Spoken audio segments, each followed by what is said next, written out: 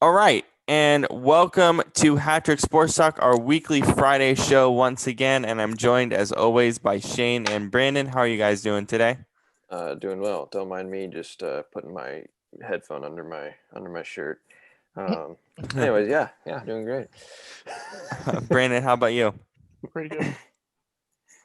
Finals week is going crazy for me, but overall it's been good. So let's get started with week 14. Can you believe it? We're almost done with the NFL regular season I can't. in what has been a crazy year. It's definitely gone fast and strange after we saw a game on Tuesday night this week. Uh, but let's get started with the Rams blowing out the Patriots. A much different year for the Patriots than years past. Yeah, this game is kind of an interesting one because I could have seen it going a couple different ways. This is definitely one of them, but then again, with the Rams, you never know which offense is going to show up. If it's going to be the dominant one or the kind of not so good one. I was thinking it could either be kind of a low score like this, or else, like a blowout. Um, but here we are.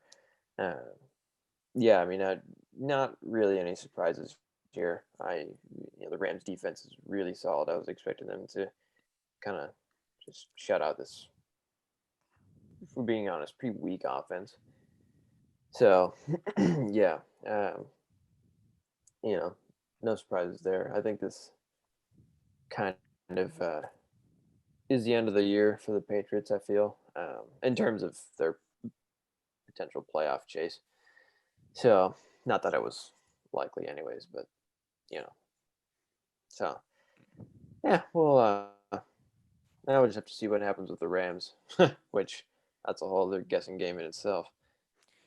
Congrats on your 20 points in fantasy in a Thank you, playoff thank you. game that we're in. Oh God, that was my biggest fear was your defense getting 20 points. So, Brandon, I'll go to you. Where do you see the Rams in the NFC and in the playoff picture right now? Do you see them going far in the playoffs right now, or are you still a bit concerned about their inconsistencies as we are?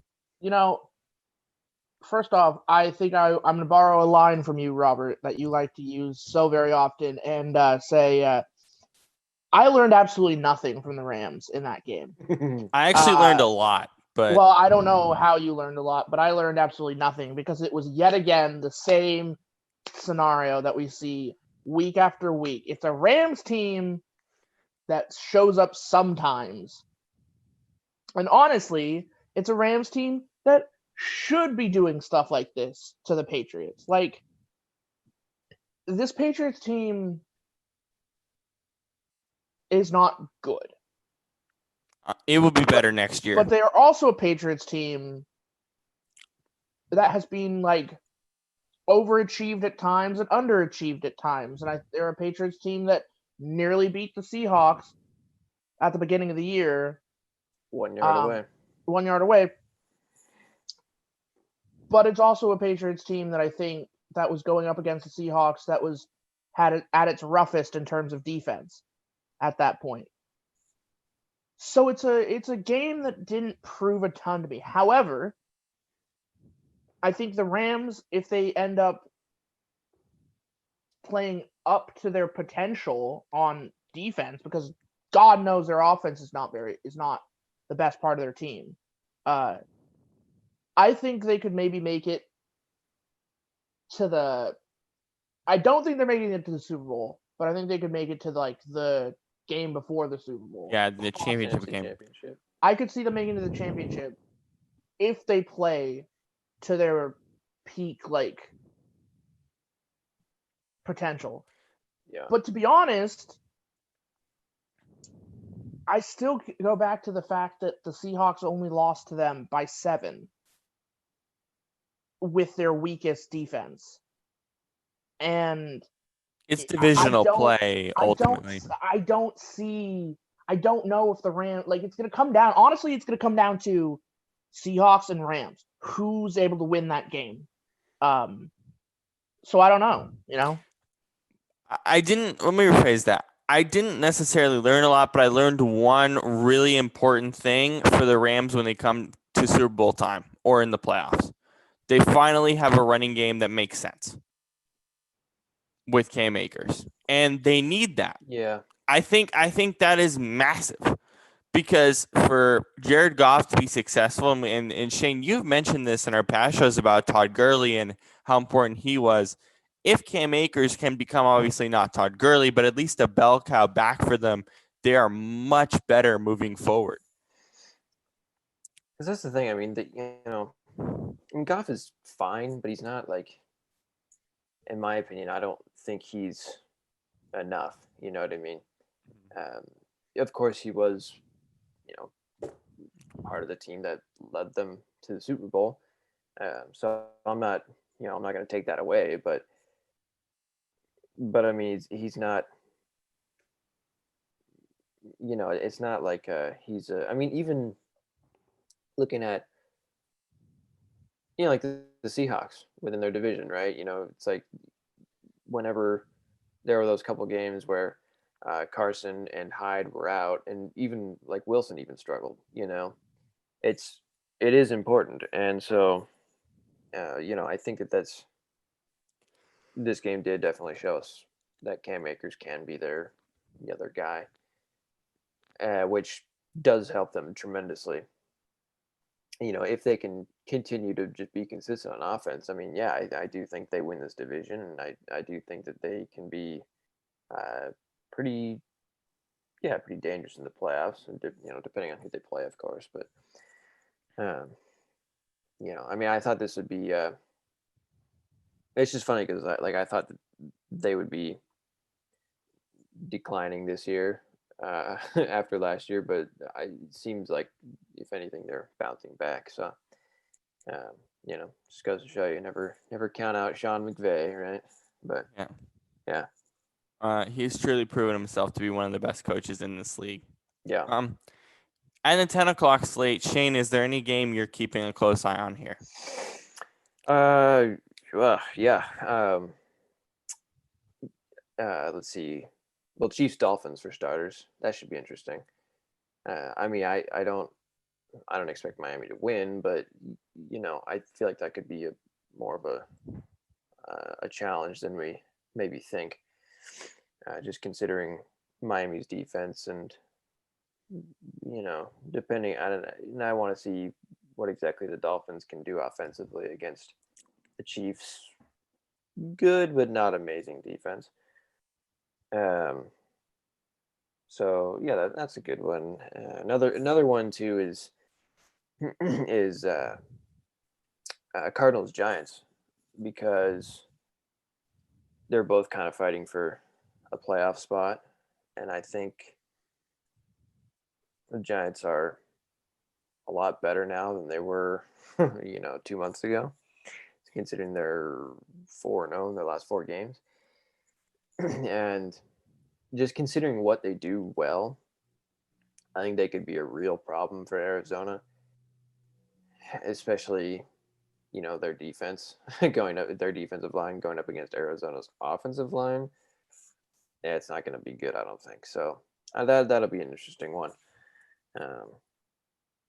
Then of course Cowboys Bengals is kind of funny because Andy Dalton, but yeah. Other than that, nothing that really jumps out at me. But well, I think Chiefs Dolphins is a really interesting one. Brannan can also speak on that Dolphins defense as well. I mean, that's going to be super interesting because we've talked about how this Chiefs offense has definitely slowed down a little bit. I think this game will show us how much it slowed down. And yeah, I think Cardinals Giants is a fun one as well. 2 teams battling for a playoff spot. But again, I still think Washington kind of owns that division. Brandon, what are your thoughts on this Chiefs Dolphins game? Yeah, I think this is going to be quite possibly their biggest test on defense this season, because this Dolphins team has a legit defense. Like, I think they're the only team. I think I heard some stat that like they're one of the only teams to have a sack basically in every single, like to have multiple sacks in every single game. And they just show up and it's weird because it's a team that's not made up of like superstars.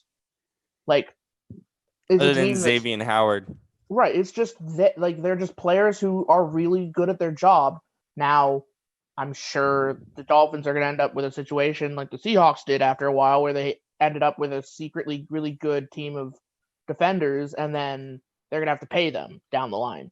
But this defense right there, honestly, I think with the Dolphins, if the Dolphins go out and they really like build up their offense, I would put the Dolphins on my list of teams that could challenge for the Super Bowl in the next 3-4 years. Like I would have them in my bubble of Super Bowl contending teams for the next 3 to 4 years. Now that's to say, have the Dolphins really come up against have their defense really come up against an offense that, as we all know, is unfathomably fast, like in the Chiefs. Because the thing is, this is going to be the ultimate test for their cornerbacks and their safeties. Like, I watched I think it was the game against, who was it, 2 weeks ago? The game where Tyreek Hill got like near 50 points. Oh, jeez. Yeah, that was the Bucks. Yeah, he got 57 points. Right. Fantasy. That's just an example of what can happen with one player. So, then of course you have Travis Kelce. You know, as somebody who has the Dolphins on my team, I would love for them to like dominate, but I think you should sub them out. Yeah, I don't know. Well, I can't really sub them out. Actually, you can't sub them out. You can't sub them out because you're out. Mr. makes the rules in fantasy football and then says sub them out, please. No, you can't sub them out, unfortunately. But yeah, I would also say with the Cardinals-Giants game, I think I would actually put my money on the Giants for that game. Interesting. I think so too. I think we're going to see another situation like what happened last week with the Seahawks, where I think the Cardinals are going to be like, that's the Seahawks, whatever. We're going to be fine. They're going to come into this game. Kyler isn't going to be able to make the throws that he still can't make. And he's off the injury report fully, thankfully, this week, so he should be better. I don't know. Well, that's a good sign. It is a good sign, but like that O-line is just as rough. It's bottom 20. It's really bad. I would argue almost worse. It might not be like, I don't know if it's worse, Shane, because Seattle was literally like a revolving door at times during that game, especially with injuries now. So I don't know. I would love for the Giants to beat the Cardinals, because that would pretty much put them out the door for a chance of the Super playoffs. But well, maybe, I don't know. I think it would. It would. Yeah, it would probably. Minnesota, which would be interesting, because that would mean that our belief that there would be 3 NFC West teams would be done. But and then the Vikings would probably go. I guess you talk about the Vikings, so moving up to the Vikings and Bucks. That's an interesting battle between the Vikings and the Cardinals, but I like the Cardinals' chances more looking at their schedule, looking at all those projections that Steve Kornacki did on Sunday Night Football. I think you have the Cardinals probably winning this game by 10 and moving forward. I mean, we did say we had the Seahawks winning our game by 10. So yeah, I think actually more.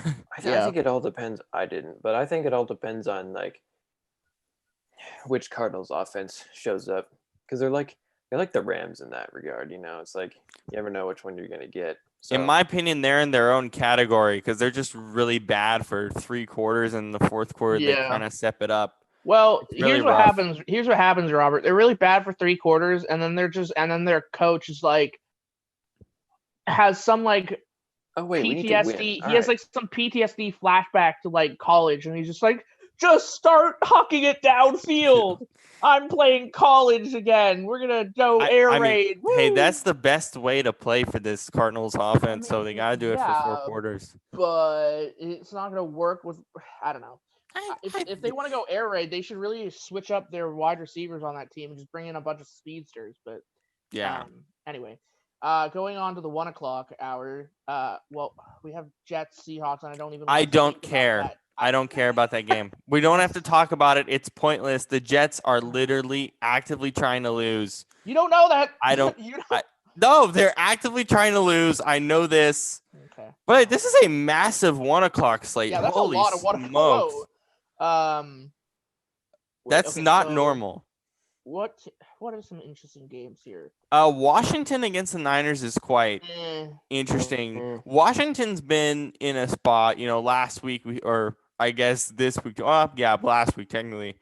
They played amazingly against the Steelers. That defensive line is ridiculous. Alex Smith in the offense holds them back, but in this instance, this is another opportunity for this defense to show their might and to show why they actually deserve a playoff spot. Because I think they're the only team in the NFC East that deserves a playoff spot right now. Even more than the Giants. I'm not a huge proponent of the Giants. I actually like Washington a lot more. No, I do too. But I mean, I think, if the Giants continue to play well, I wouldn't be mad about it. But if like the Eagles or the Cowboys made the playoffs, I'd stop watching football. I don't think you need to make that claim as you did with Ryan Tannehill last year, but okay. Okay, we don't talk about that. But anyways, the one I'm looking forward to in the 1 o'clock slate is Colts Raiders. Yeah, that's going to be interesting to me because really good defense versus a really good offense.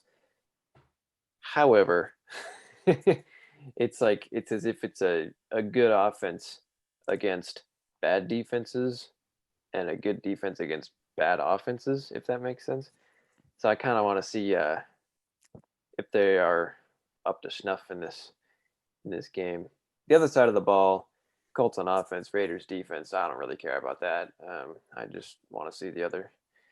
But other than that, 1 o'clock slate isn't too interesting. Packers Lions, I guess, divisional game.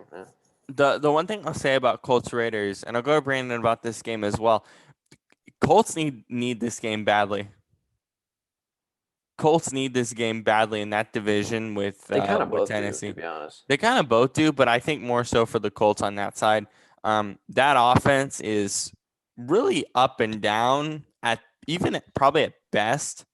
They're kind of middle of the pack as an offense, the Colts are, and they should be a lot better. They've shown flashes of themselves being a lot better. This is an opportunity for them to be a lot better, especially with how good that defense is. This is definitely winnable for them compared to the Raiders. I would give the Colts a higher chance, but it's all about that offense and what they do there. Brandon, your thoughts on this matchup? Yeah, I personally think the Colts are gonna. The Colts defense, I personally think will be able to handle the Raiders easily. I don't. The Raiders are one of those teams that do not impress me. And I know that sounds super pretentious to say they do not impress me. But it's kind of true. I mean, this Raiders team, they like to act tough, but y'all nearly lost to the Jets. It's all because that defense is bad. That's y'all nearly lost to the Jets. Really bad. No, that defense is really bad. So I'm gonna just forget about anything happening in the 1 o'clock hour, and I want to talk about Steelers Bills because this will yet again be another opportunity for Brandon Widdis to be right about the Steelers. I believe these Bills are gonna wipe the floor with the Steelers. I'm sorry. The floor with them. I'm sorry, but I believe that this game is going to be a very big spotlight pointed on the Steelers, being y'all are frauds. And I'll say if I'm wrong. If it turns out otherwise, I'll admit it. But I feel like this Bills team, they're better than people.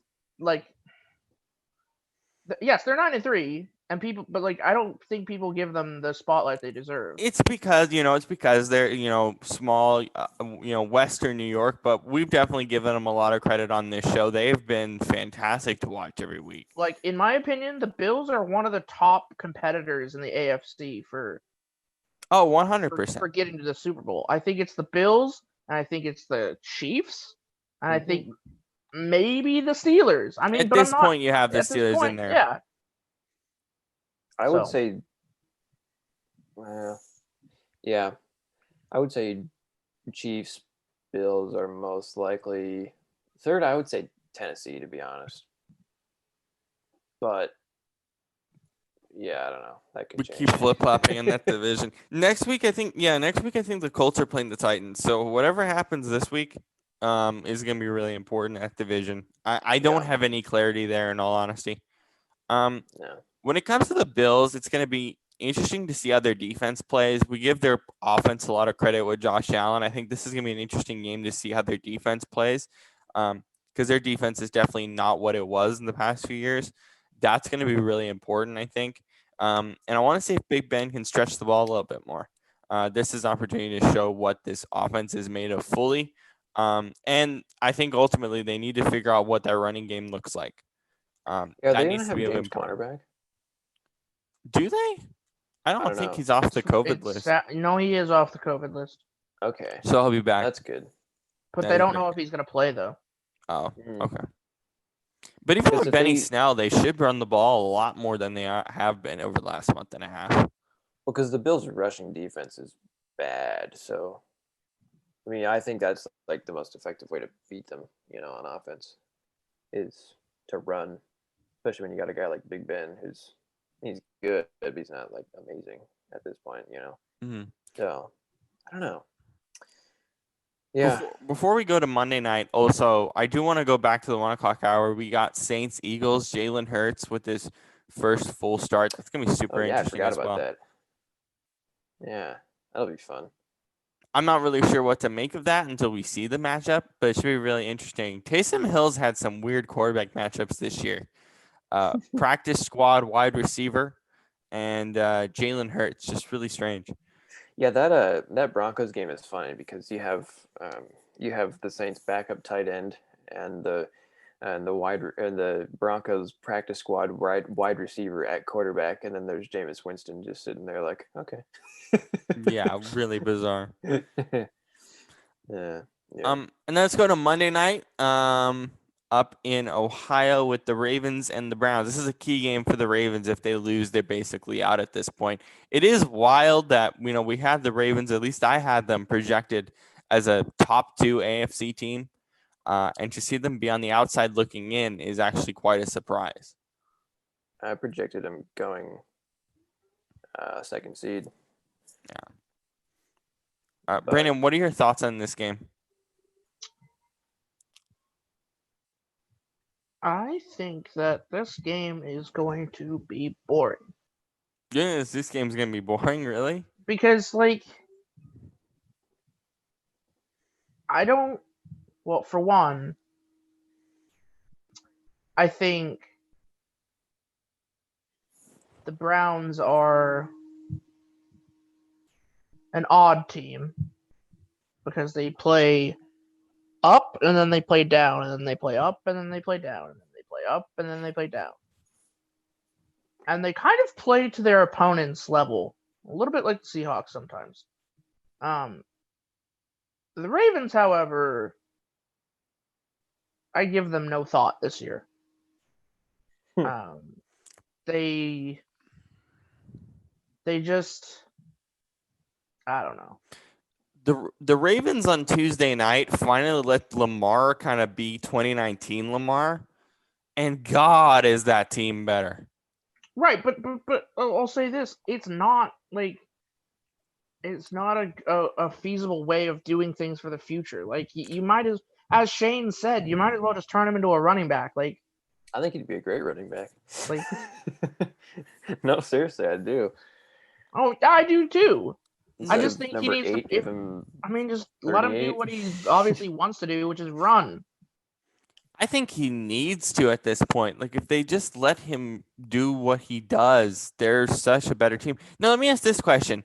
How is Lamar different than Kyler Murray's play style in your guys' minds? Kyler Murray at least tries to throw the ball. And I think Kyler has a much better arm than Lamar, not in Yeah. terms of strength necessarily, but just accuracy and decision making. Because Lamar is kind of all over the place in that regard, whereas I feel like Kyler's much more concise. Mhm. So I think that's how they differ. I used to I used to think that I used to say that what was it that Kyler is like a poor man's Lamar Jackson, but I almost feel like it's the opposite now.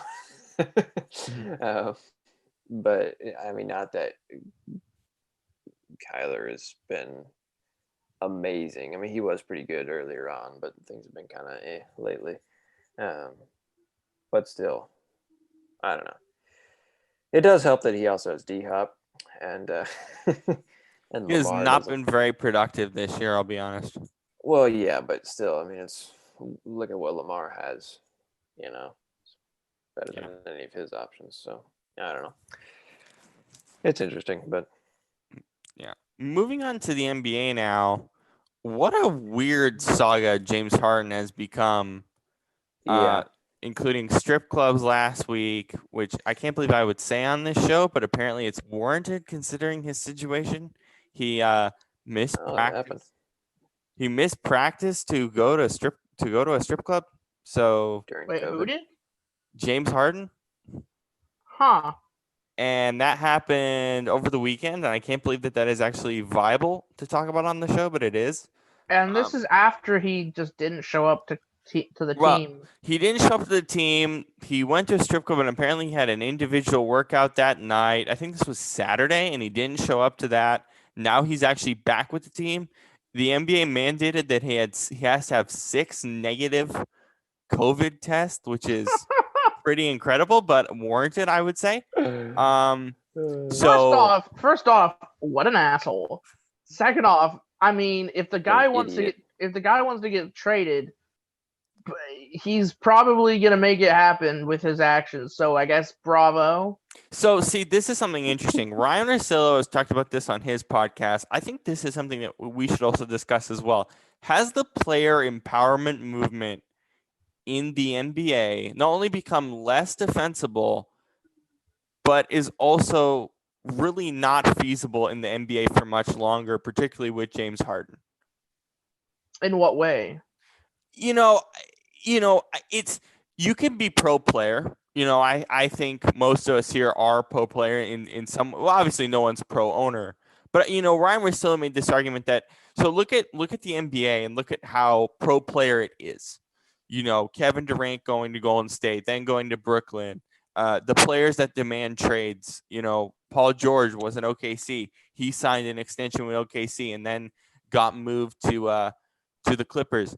Players are kind of getting what they want in a way that I think with James Harden, like there is feasibility to say that what's happening with Harden is pushing the envelope a little bit too far. In terms of I want to trade and I'm not going to come to practice and all this different stuff. I'm going to basically like hold out, which I don't think has happened to any of the other players who have been requesting trades over the last 5 years. It does seem that Harden has pushed the envelope of the player empower movement to such a level where the owners are going to have a bigger and bigger problem with it as we come closer to the next CBA. Yeah, I think just in general, you're gonna find yourself having a bad time if you're a player who wants to be traded or wants a new contract and you're deciding the best way to do things is throwing a hissy fit or not showing up or going to a strip club during a pandemic, which is a very strange statement to say. Might I just say, like that's not something the I entire ever. strip club thing. I Yeah, can't believe we're talking about it on the show, but I it's never kind of thought I important. would say anything like this. But didn't we have this exact same situation last year or during last season where a guy left for a family issue and went to Atlanta Well, this was and he went to got a strip hot club in wings. Atlanta. No, he went to. It doesn't matter. He still went to a strip club. I know. Like, Yeah, I think it was Patrick Beverly. yes, it wasn't was Patrick Beverly. And it's like, what? First of all, can I just say, what the hell is going on with these players? Like, priorities. Like, people. I agree with you. I agree with you on that.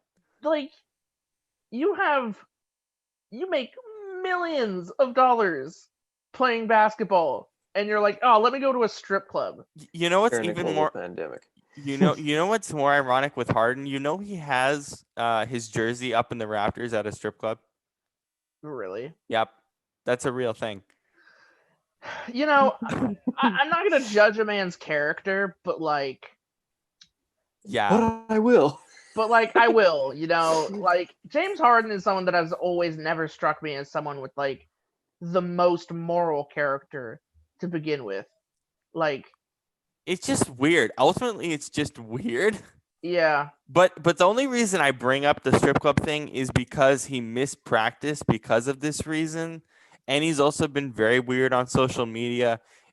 Shane, what are your thoughts in terms of how the player empowerment movement has evolved in the NBA? Look, I think it's great. I'm obviously want the player to do their thing. But when you start doing stuff like this, it's like, okay, hold on, what are we doing? You know what I mean? This is just irresponsible, not smart in any way. I mean, like what idiot goes to a club during a global pandemic? Especially when you have millions of dollars on the line. I don't know. It's like I said, yes, it's great, but there has to be a point where we take some responsibility and start, I mean, this Right. is their job. But aside from the clubbing thing, Shane, how this trade process has evolved currently, to me, is sort of making me rethink the player empowerment movement. Do you feel that way? How so? In the sense that he's just sort of demanding it, not going to camp, not going to practice. You know, we've seen this in the NFL with contract situation, not as much with trades. It seems like he's pushing the envelope so far that the owners are just going to get really upset about this whole situation, especially the longer it goes on. yeah. I think just to jump in here, I think the big issue with the player empowerment movement is you have players who are it's kind of the same. It's like the concept of the inmates running the asylum. You know, like you need to have a gap between player and management. Like when you start having players having that feeling that they can set the boundaries and they can set the rules and they can set X, Y, and Z and how much money they make and where they're going and when. It's mostly where they're going in this case, but You yes. start getting problems.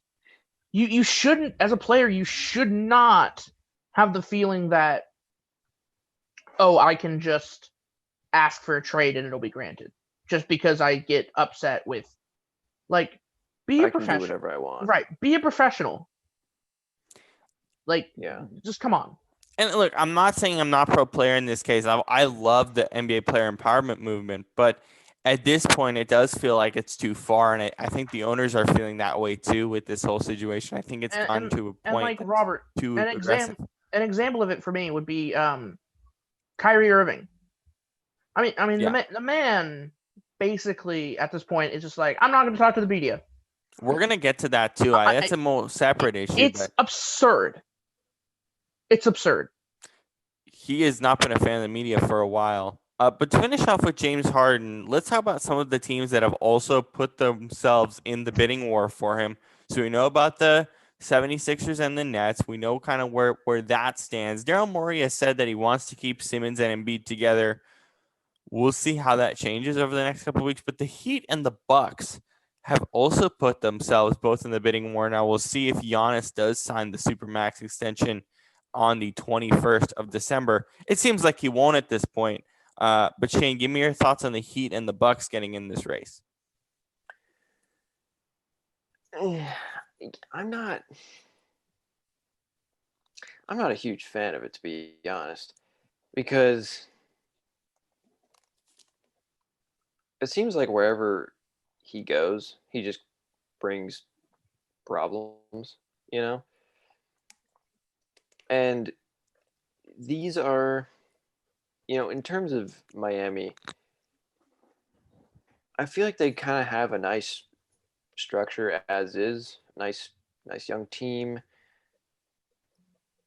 Yeah, it would be nice if they got another, like another star or someone like him, but not a guy that's gonna bring all this bad press and just whatever else he does.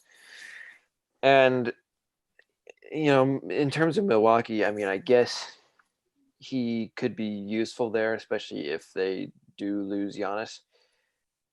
But this is saying that they don't lose him. I mean, if they make this deal, then Giannis is more likely to stay than not. Yeah. And that's a whole other question. But I don't know. I don't know what to make of him at this point, because I feel like of Kyrie, because I feel like he's past his prime, I think, and you're not going to get the kind of playing level out of him that you maybe would have 5 years ago. Wait, And who on are you top of that, speaking on? what's that? Are you speaking on Harden still? No, Kyrie, Okay, go ahead with him. Yeah. because he's kind of past his prime, and he's just not. He's a controversial guy just because of some of the things he says, and he's a loose cannon. Let's put it that way. And so I just don't.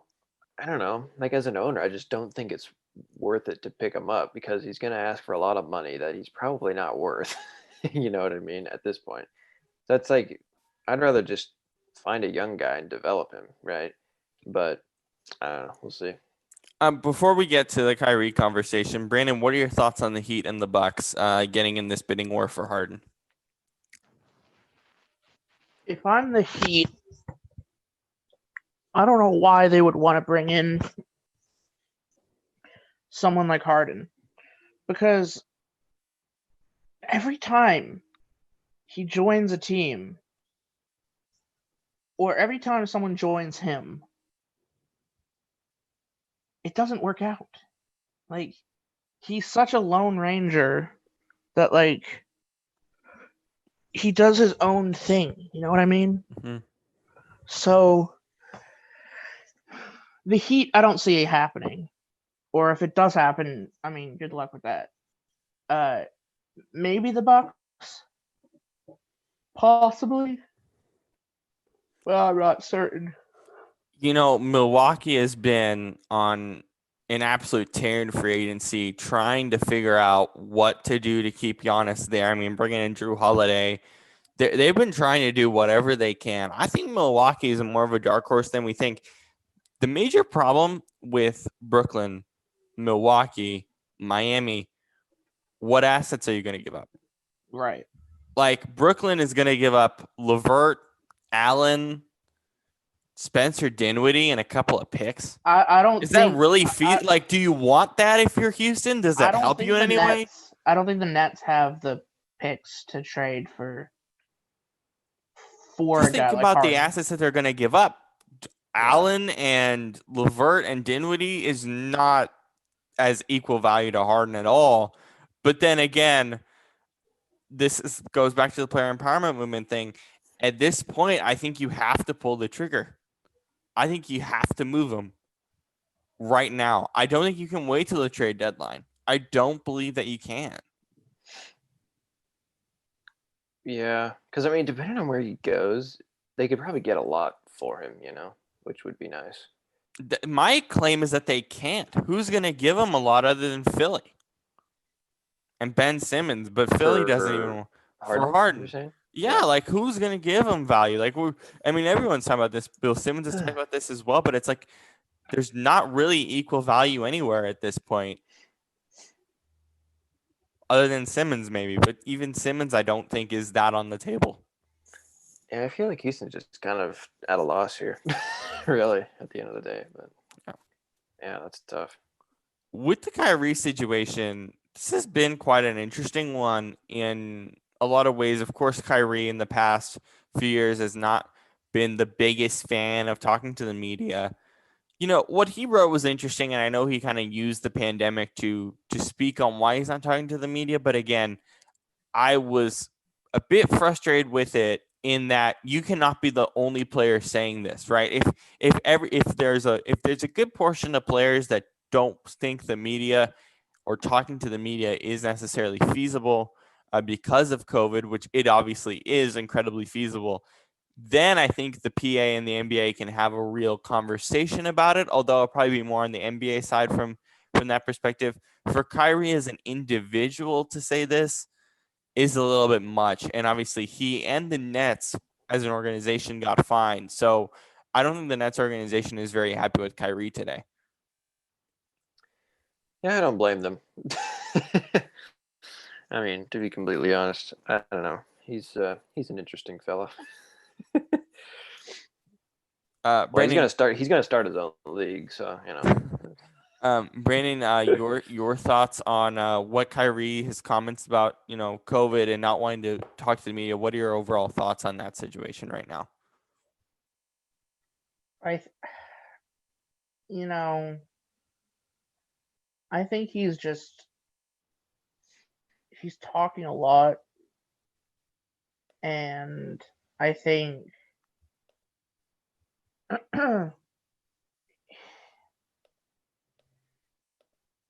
he just annoys me, and I'm not even a Nets fan.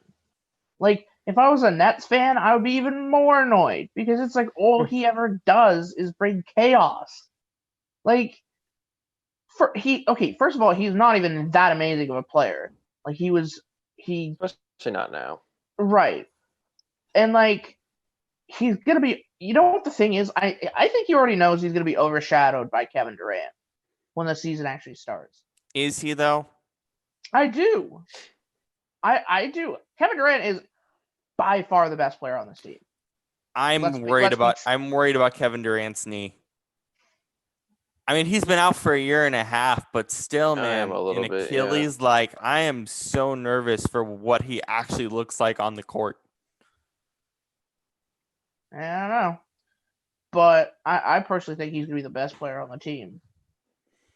But also, like, for him to say something like he didn't intend to participate in interviews this season, like, who are you?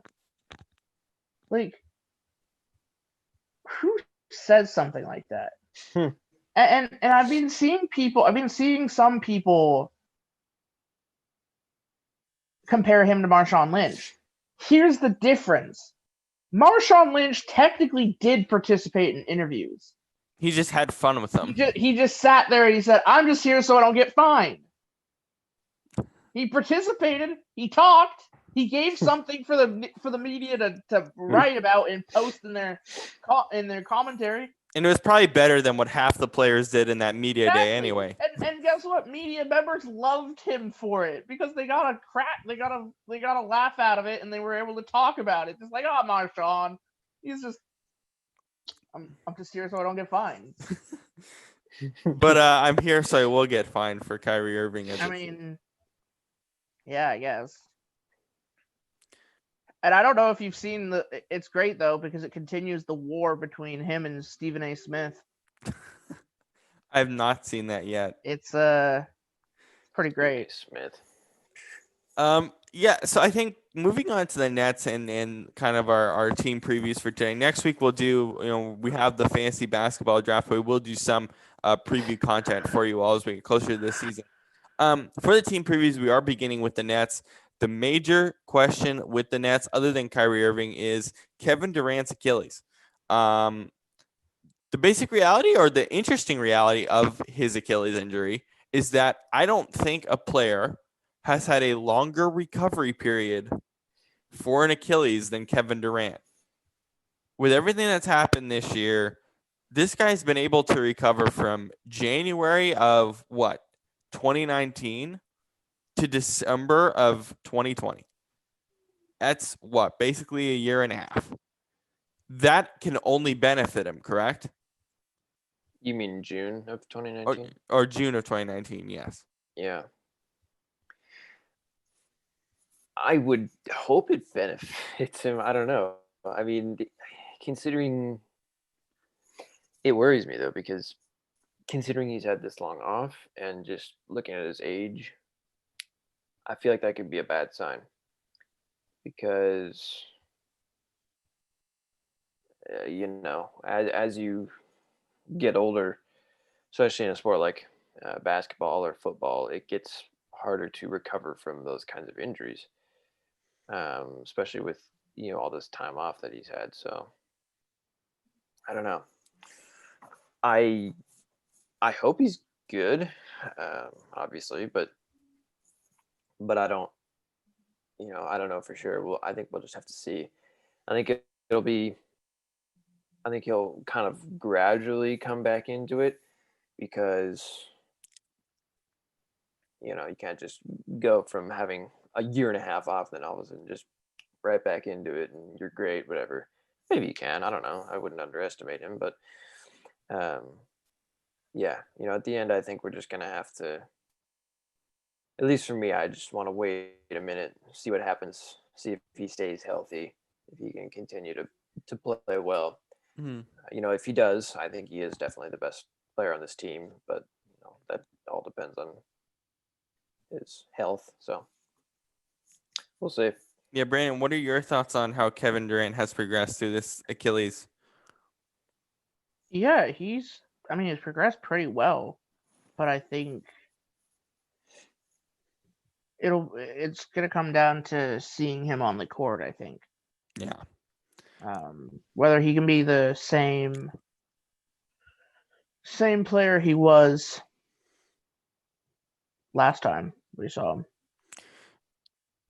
With the Nets as a whole, they're an interesting group. And obviously, Steve Nash is now the head coach. That is massively interesting. And I know, Brandon, you talked about how much better this team's going to be defensively with Steve Nash there. Yeah, I mean, that was kind of one of his, I think it was one of his specialties that he did well in the league. And I think he's gonna be better as a coach than a lot of people, I think, give him credit for. Mm-hmm.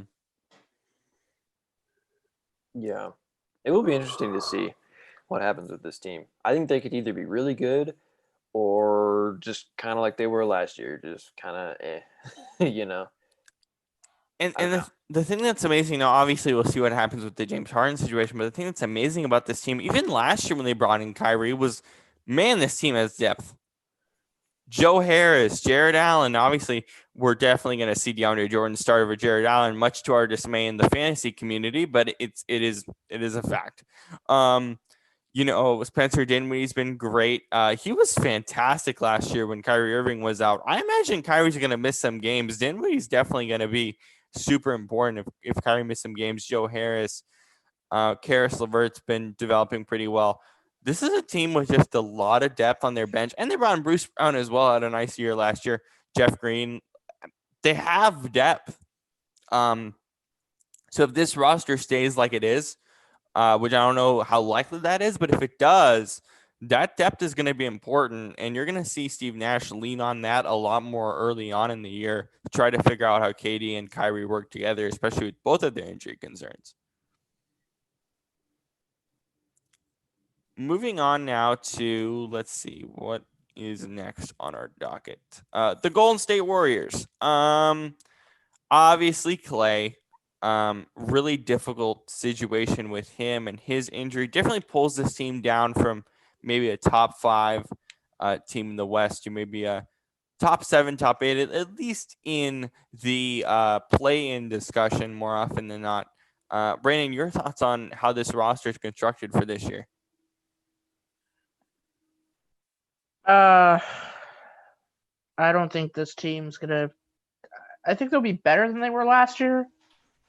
But I don't think they're gonna be the same team of old, where they were dominant and just that time period is over, I think. I mean, Clay's out, so that's gonna be rough. I mean, looking at this team, there's really only 2 players left: Draymond and Curry. Left from that dominant run. Yep. So.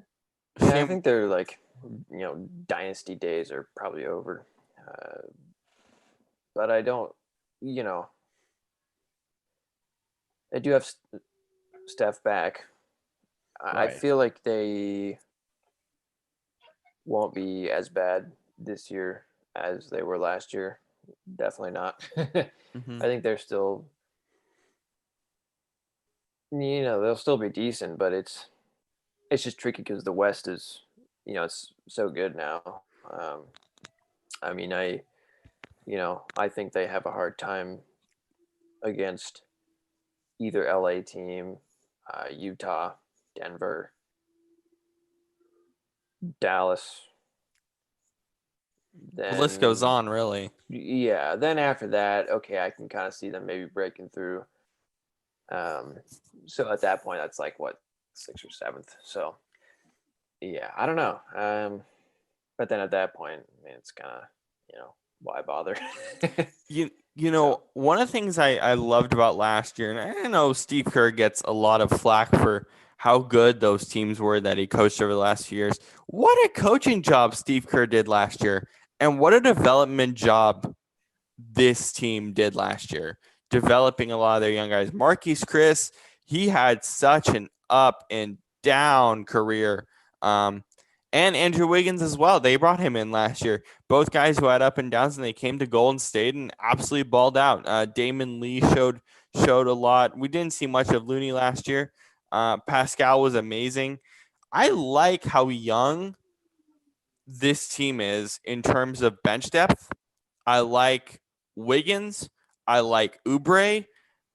There are pieces here. Just as a collective, though, it's going to be hard again to see how they compete in the West, but they're still going to be super fun as they have a lot of talent that I think is very underrated amongst most circles in the NBA. Yeah. Yeah. Yeah, that's the thing. I mean, they're just, at this point, they're just really young, kind of unknown. I think we need to give them some time to, see what they really are, right? I'll tell you what as well. I've also watched a lot of their training camp footage so far. It's fun. I mean, they look faster with how young this team is, but we'll see how that translates as the season starts. And then the Celtics. Simple question with the Celtics and then this has been a conversation across NBA circles the last few weeks. Simple question, Brandon. I'll go to you first. Are the Celtics better with Tristan Thompson instead of Gordon Hayward? No. No. Why not? Because Gordon Hayward, in my opinion, is more of like a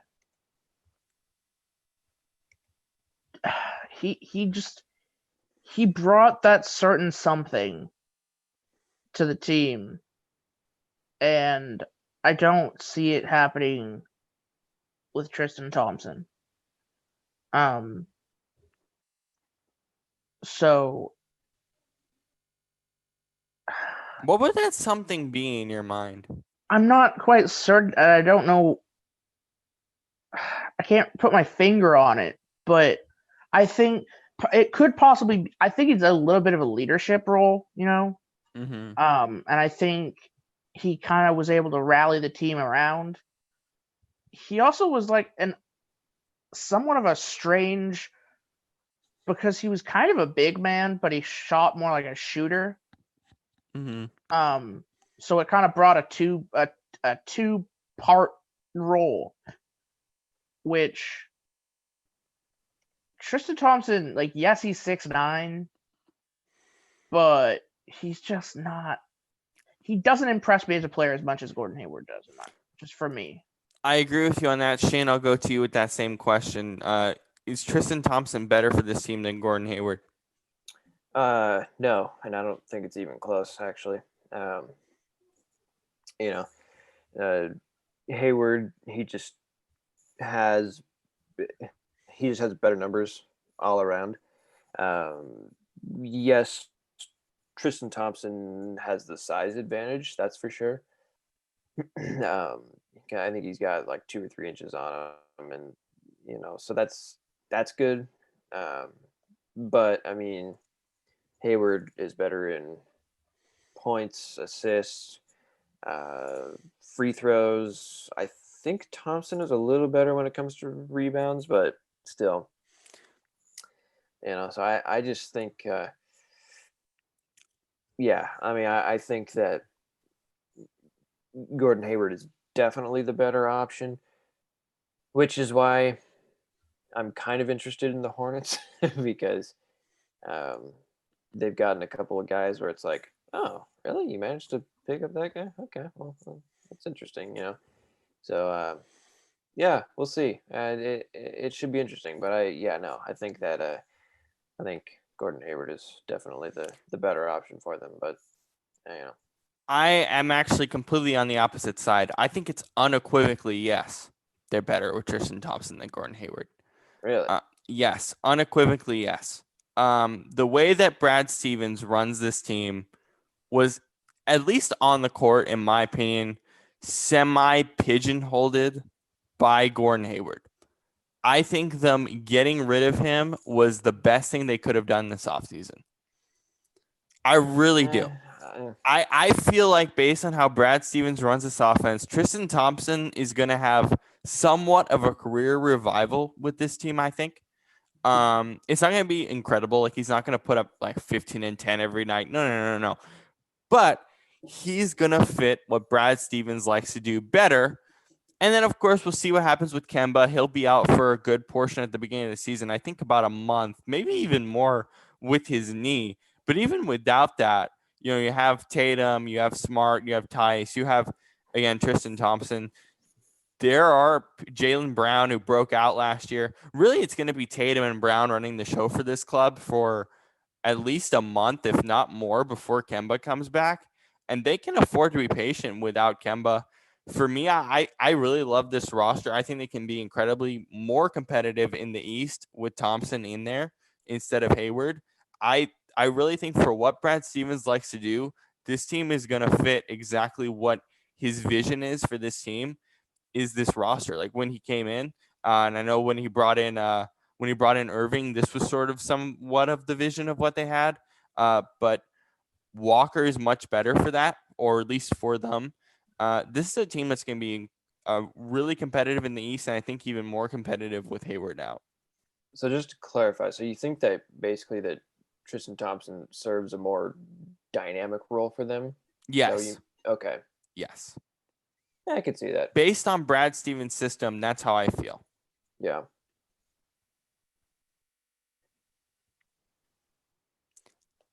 And then let's see, what are we going on to next? Okay, Denver. Denver is fun in that, last year, make it to the conference finals, with the bubble and everything else. Bull has shown out in camp. I mean, he's always super fun to watch in camp. Bringing in RJ Hampton, Paul Millsap, not on as massive a contract. I think we've kind of talked about this team a little bit before. We'll talk a little bit more about the supporting cast. But Brandon, I'll start with you and talk about Murray and Jokic and their importance to work together a lot more this season for them to kind of get back to where they were in the bubble this year. Yeah. I think this team definitely kind of surprised some people a little bit. And I think on paper, this team has a really good starting lineup. I mean, you've got players like Bull and Paul Millsap, Jokic, Mm. RJ Hampton. Let's not forget about MPJ too. I forgot Michael about Porter him. Jr. and Jamal Murray. I mean, hell, this team has some solid players and a pretty solid bench. But like, can they put it all together? Because a lot of time in basketball, you can have the best players in the world, but if you can't find the chemistry, you're not going to go anywhere. Right. I think that's the biggest thing is what does that Murray Jokic relationship, but their supporting cast is really good. I want to see Michael Porter Jr. actually get a defined role on this team in 2020. I think he deserves it. And if he gets that role, he's going to be amazing for this club. I think that's going to be a huge key. Shane, what are your thoughts on this roster and particularly the supporting cast that they have? Well, for starters, Jokic, he looks like he's hungover in that picture, but but besides that, I mean, look at Okay. him. Anyways, yeah, I mean, honestly, I think these guys have, especially after the bubble, I think these guys have one of the best starting fives in the entire league. Like I would say top three. However, as Brannan said, can they put it all together? Because you see a lot of times one person would just go off and have this crazy game. It's like I want to see them together as a unit because I think that's what they're going to need to be able to top, like a Los Angeles or in the East, Miami, whoever's good over there, Boston, So, I think like you guys are saying, Murray and Jokic, they've definitely proven that they can be a really, really good duo. I mean, just after the way that they caught up in those series in the bubble last year, Murray just looked insane. So, I think this team has a lot of potential, as they have the last few years. But then at the end of the day, it's just this kind of thing that we keep going back to. It's like, what is this team? We don't really know. You know what I Yeah. mean? So I And think that's a big thing for them. right. There are points in the bubble too where Murray wasn't or was kind of doing everything and Jokic statistics kind of went down. I want to see how much more they can work as a tandem. Because if they work more as a tandem, they're going to be even more competitive moving forward here in 2020. So let's see. We have a couple more teams left here. Actually, we have one more team left. This is one of the more interesting teams with Van Gundy coming in here. I believe it's Stan Van Gundy who has come to this roster. We're going to see how he sets up this rotation, but it's obviously the New Orleans Pelicans. Zion is, of course, the major key with this team. Can he stay healthy is ultimately the major thing, and we've already seen Brandon Ingram kind of be the main guy on this roster other than Zion. But Shane, what are your thoughts on this team and how it's constructed? Because it's definitely a lot different than what we saw last year. Yeah, very different. This is an interesting team for me because, like you said, I think a lot of this rides on Zion's health. Because when he's healthy and when he's playing, I mean, this is at least last year. This was a completely different team. You know what I mean? So, I think they've gotten some great pieces. Alonzo Ball, I think, is a really interesting ad. Right, he was there last year. Didn't really produce as much as we hoped, particularly in the assist category. Yeah. But and he's definitely going to get the keys to this offense. I think that's going to be huge. This could be a renovating year for him. Then Bledsoe, of course. I think if they can remain healthy and stay in the game, right? This could be a really good team. I mean, it's tricky considering their conference, as we've talked about already. But there is real potential here. Do I think it's realistic based off of everything? I don't know. Why do I always sneeze during this podcast? Bless you. Thank you. Yeah, I mean, do I think it's realistic at this point? I don't know. Because I mean, these guys, they haven't all played together, so we don't really know, right? But I'm hopeful. I hope they turn out do well because I think this would be a really fun team. But we're just gonna have to see, Brandon, what are your thoughts on some of the guys that they did bring in this offseason, namely Steven Adams, Willie Hernan Gomez, all these guys to sort of fortify their bench in some respect. But how do you feel about this roster and sort of the free agent moves they made? Because I think Steven Adams was bigger than people originally thought. Well, I think this roster is terrible. No, I'm kidding. I mean, it's hard for me to get excited for the New Orleans Pelicans because they just, I don't know. I mean, I'm kind of excited for them because I gotta give my man Steven Adams some love. Hype up the New Zealander. I mean, there's him. I guess Alonzo. Although Alonzo looks like he's like someone took his last piece of the pie. He's mean mugging him. He's like, "How dare you?" I don't know. It looks like a tough Jason Momoa. A little bit. The only thing I'll say about this team is it all really depends on what Van Gundy does with this roster. Yeah. Because he's such I mean, he was such a weird coach in Orlando and what he did with his rotations. Lonzo, Ingram, Adams, how those three work together, particularly Lonzo. Hopefully, I would imagine he gets the keys to this offense. He needs to show out this year. Because if he does, this team's much better. And then, of course, we'll see how Zion is. Reports have stated that he is 100%. So does that last the whole year? Probably not. Is he still the fat ass he's been in the past? I don't know. I haven't seen too much footage of him in camp. Obviously, we'll see what we are with preseason tomorrow.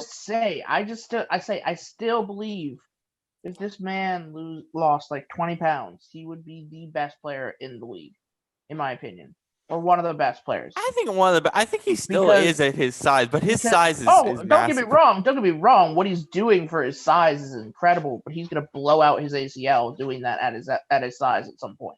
Yeah, because I'm surprised he hasn't already, because the amount of pressure he must be putting on his joints and on his like ACL and MCL, jumping up and down and doing everything he's doing at the weight he's at is insane. And here's the thing: I don't think Van Gundy is going to limit him, or limit his minutes or limit his time, because this organization has said straight up, we don't want that. Clearly, in the bubble, with the previous coach, I believe in Alvin Gentry, they didn't want that because they wanted to get that 8 seed last year. I don't think they're going to limit him. I think there's a reason that they stated that he's 100% in camp. I don't think they want to limit him. We'll see how that affects him. It's going to be really interesting as we continue to go through training camp, but particularly in preseason, to see how this guy looks on the court, and to see how he has progressed through this kind of weird offseason that we've had. Yeah.